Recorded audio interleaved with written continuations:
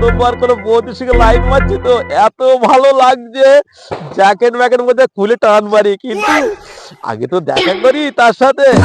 উহ, সেই আসছে।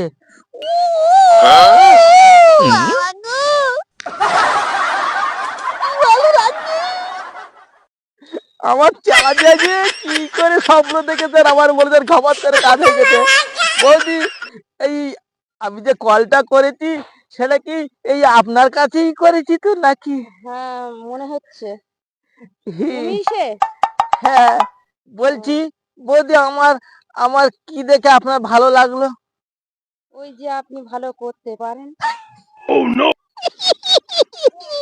না মানে কি বলছে ঠিক বুঝতে ফোন পারলাম। করতে পারেন, ও আচ্ছা ফোন আচ্ছা। করে কথা বলতে পারেন।